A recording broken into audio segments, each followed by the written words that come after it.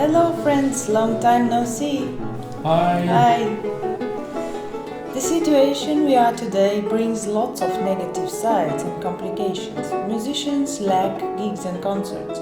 Sadly, as lute players, we depend a lot on continued gigs, and this is a real challenge for many of us professionally and financially. At the same time, we should think positively and look for some good things even if it is really difficult nowadays. Maybe this is a chance to remember what we were dreaming about when we started to play the lute, or even when we heard it for the first time. We hardly believe that strumming chords the louder the better in big continuo projects was our dream, and getting great artistic advice to strum even louder was our dream by then, if at all.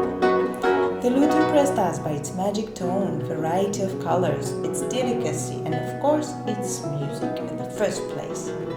For some of us it was John Dalland, for others Robert de Bizet, Weiss, and of course Bach.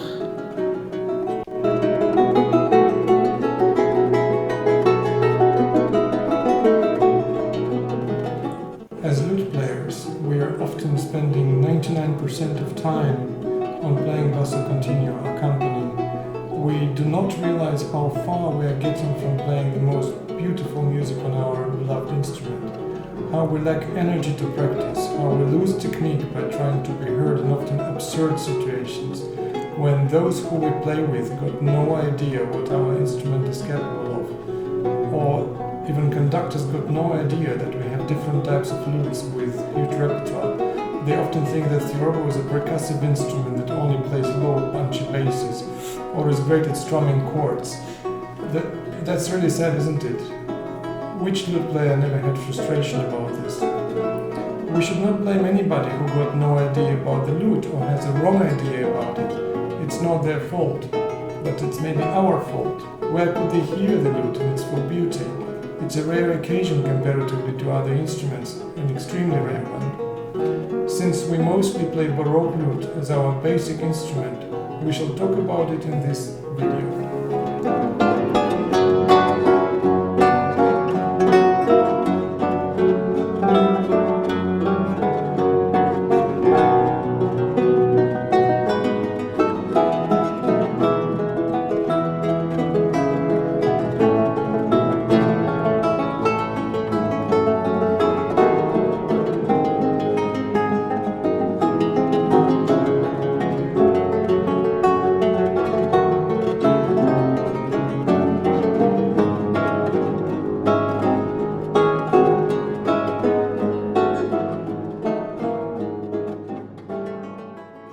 On most of instruments, playing top repertoire written for them is a rather normal thing.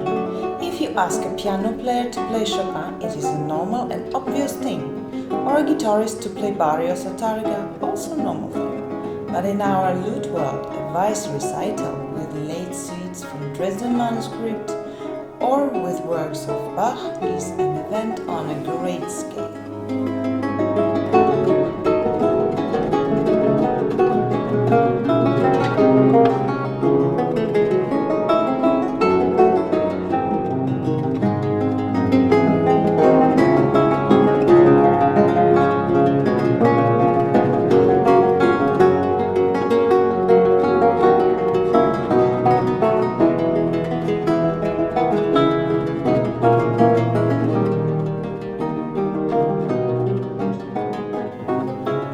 Try to imagine that a rich oud fan from the Middle East hears Weiss on recording and is ready to fly his private jet to hear it live and maybe support the lutenists who will perform this music.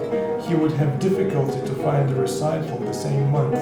maybe he would not find it even in 3 months' time. Sadly, most players do not pay much attention to the Baroque lute. If we translate this strange situation into the piano language, it would mean that piano music ends around Mozart, and later composers like Chopin, Rachmaninoff, Debussy are rarely played at some really exceptional recitals.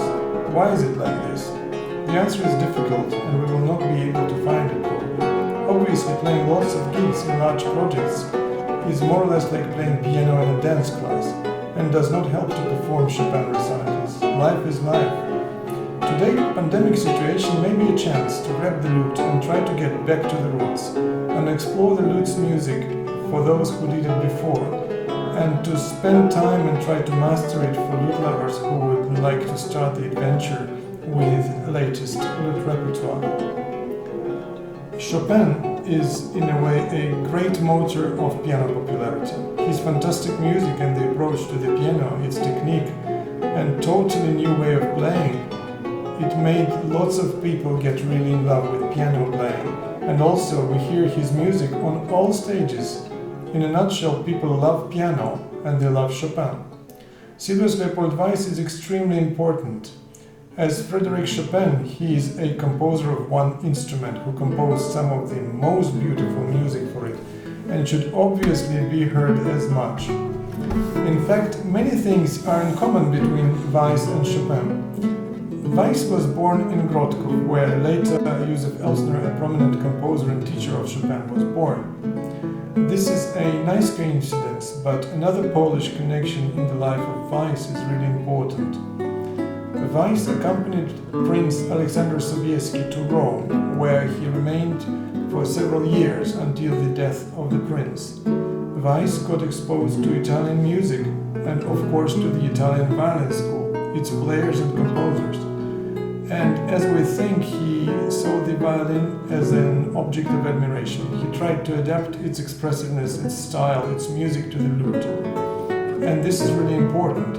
When one tries to transcribe the music of Corelli, for instance, for the lute, we see how close the texture and style is to the works of Weiss, and how much Weiss was influenced by Italian violins.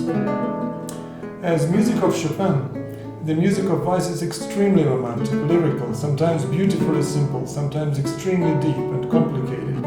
It is so naturally written for the lute and shows all its great colors that it absolutely should be heard as much as possible. Anna made some beautiful transcriptions of Weiss for the organ, which were performed by our daughter Alisa.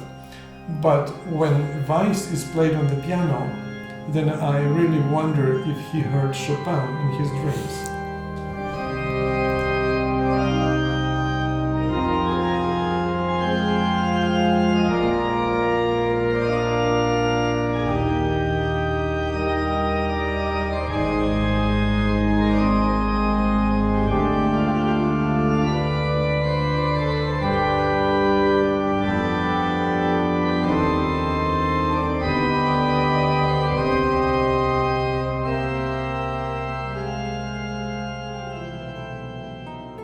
We believe that ordinary listeners who don't know about the lute are happy to hear music of Weiss or Bach, as they are happy to listen to Chopin. But how can our instrument become more popular and gain attention if people rarely hear our top composers, the latest achievements of our instrument?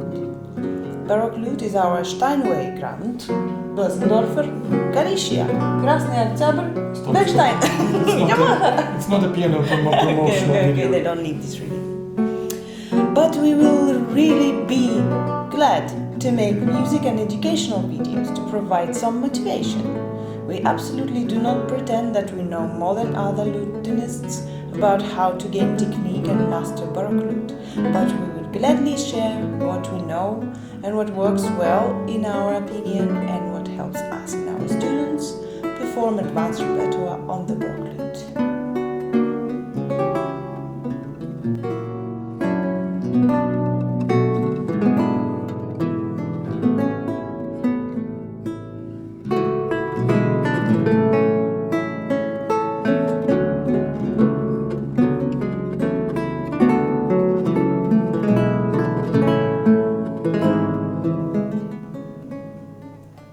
In the time of pandemic, one starts thinking how fragile life is. I wonder if people are really missing today extreme sports or look for extra adrenaline. Maybe they do. But Weiss and other composers lived constantly being between life and death. At that time it was common, so playing Baroque lute or theorbo with multiple strings, double courses, was obviously not to make life more complicated. It was already hard enough. When we think this instrument is difficult, it means something is not understood right. This is the instrument like any other. It has its special features, and we hope to make it easier for you to approach them. As you probably already saw on our channel, there are 4 Luteduo video lessons about different aspects of technique. You can find them by simply typing in Luteduo lesson 1, 2, 3 or 4. The next one, number 5, will come soon and will be about setting up the lute. Which strings we use, which frets, spacings and other important things we observe on the lute to have it stable, playable and enjoyable. Hopefully when life returns to normality, we will enjoy more concerts with Baroque lute, with works of Weiss, Bach and French composers.